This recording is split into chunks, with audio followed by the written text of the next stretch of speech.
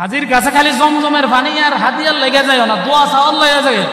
আমাদের দেশে তো একটা বোধ, মানে মানুষের ধারণা এত খারাপ হয়ে গেছে, আমরা কেউ হজরত চাইলে যাই, দেখি আমার একটা জায়নামাজ দেয়নি, দেখি আমার লাগে কি আনছে, জমজমের পানি পাইনি, খেজুর পাইনি, বিদেশের আইসে হাদিয়া তোফা পাইনি।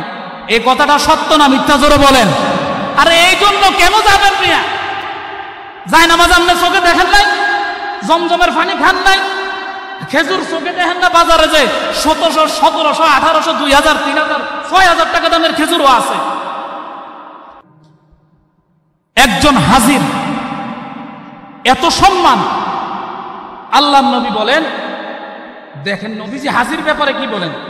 ক্বালা রাসূলুল্লাহ সাল্লাল্লাহু আলাইহি ওয়াসাল্লাম ইযা লাকিতাল হাজ ফাসাল্লিম আলাইহি, যখন তোমার সাথে কোনো হাজির সাক্ষাৎ হয়ে যায়, ফাসাল্লিম আলাইহি, তাকে তুমি সালাম করো, ওয়া'মুরহু আন ইস্তাগফিরহু, এবং তাকে একটু অনুরোধ করো, ও ভাই, আল্লাহ তোমাকে আল্লাহর ঘর জিয়ারত করার তৌফিক দান করেছেন, তুমি হাজি মানুষ, তোমার দোয়া কবুল, তুমি মাগফুর হয়ে, তুমি ক্ষমা প্রাপ্ত হয়ে দেশে ফিরেছ, তুমি আমার জন্য একটু দোয়া করো, আল্লাহ যেন আমার জীবনের গুনাহগুলি মাফ করে দেয়।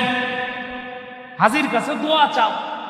হাজির কাছে খালি জমজমের পানি আর হাদিয়ার লেগে যায় না, দোয়া চাওয়ার লেগে যায়। আমাদের দেশে তো একটা বোধ, মানে মানুষের ধারণা এত খারাপ হয়ে গেছে, আমরা কেউ হজরত চাইলে যাই, দেখি আমার একটা জায়নামাজ দেয়নি, দেখি আমার লাগে কি আনছে, জমজমের পানি পাইনি, খেজুর পাইনি, বিদেশের আইসে হাদিয়া তোফা পাইনি। এই কথাটা সত্য না মিথ্যা জোরে বলেন? আরে এই জন্য কেন যাবেন মিয়া? জায়নামাজ আপনি চোখে দেখেন নাই, জমজমের পানি খান নাই, খেজুর চোখে দেখেন না? বাজারে যে 1700, 1700, 1800, 2000, 3000, 6000 টাকা দামের খেজুরও আছে। খেজুরের জন্য কেন যাবেন? হাজির কাছে যান দোয়ার জন্য।